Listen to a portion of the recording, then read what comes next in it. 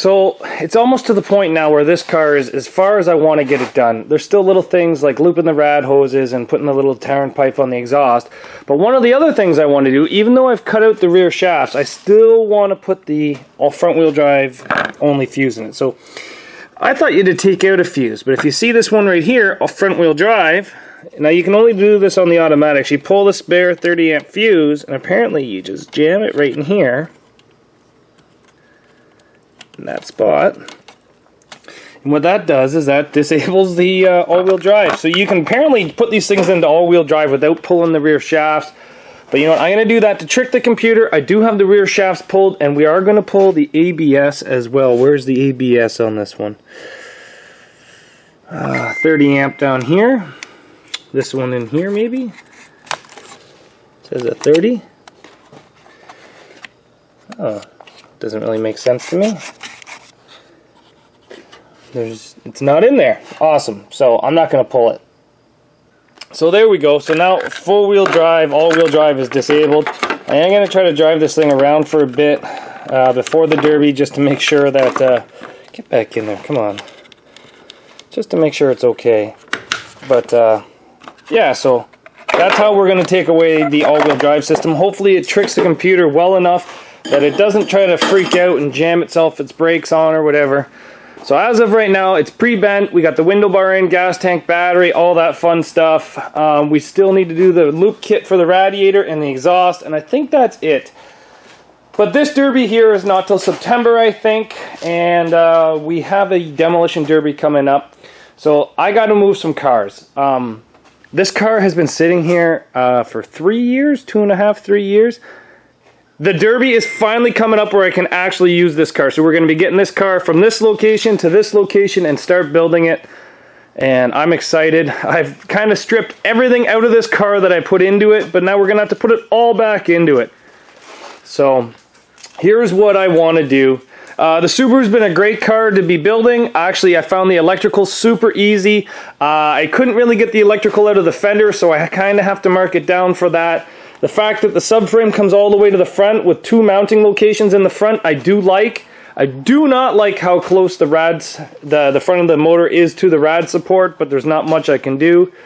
The back of the car kind of seemed a little soft bending it, but hey, this is a new car for me. I'm excited to try it.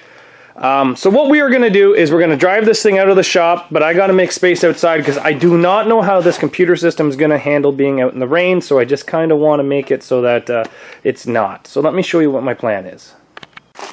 So the Illuminati is going to stay underneath the shade, but I need to move it. So we're going to move all this stuff in front of it. We're going to hook this Walden up to it. We're going to drag the Illuminati ahead, and then we're going to hook up to this thing. This is a car I bought almost 4 or 5 years ago. I think this thing was supposed to be ran in 2018, maybe even 2017, I don't know. But what we're going to do is we're going to take this thing, because the motor's junk and the interior has been sitting out in the interior forever, so I'm not really too worried about the engine. What we're going to do is we're going to take it, and what I'd really like to do is put it into this spot right here, this super tight spot right over here. And by doing that, it makes it so that my yard's super compact, and I know a Camry will fit in here because a Camry used to be here. It was just super tight. But to do this, unfortunately, we're going to have to move a whole bunch of cars. Man, my God, look at this thing. Oh, this one here's got to get built too. Like, the Camrys, man. I haven't bought a Camry in 1.5 years, so I don't really want to sell any of them, but these ones have been sitting for some time now, so they're getting a little sketchy. So we're going to try to move this one with the Walden maybe, and then this one here should start with a boost, and then that should start with a boost. I don't know, this is going to be a lot of moving cars.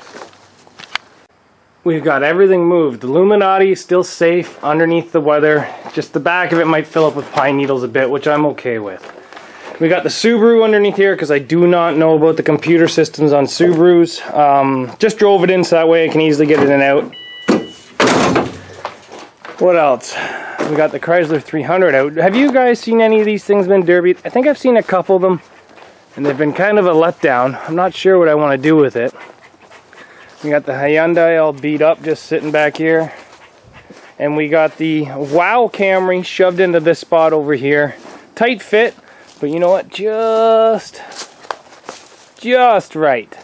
So the Subaru will be coming back, but what do you guys think about these Chrysler 300s? I'm going to send a couple messages to a guy that I know is random and see what he thinks. This one here is a little rotted. The springs are probably all broken, but we'll have to see. I don't know. She does have a Hemi though.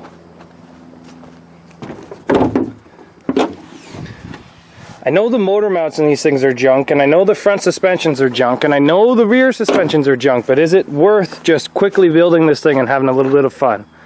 Leave a comment down below, and if you guys are excited for the Subaru, let me know about that. So thanks for watching, guys. We'll see you back here later on Zach's Workshop.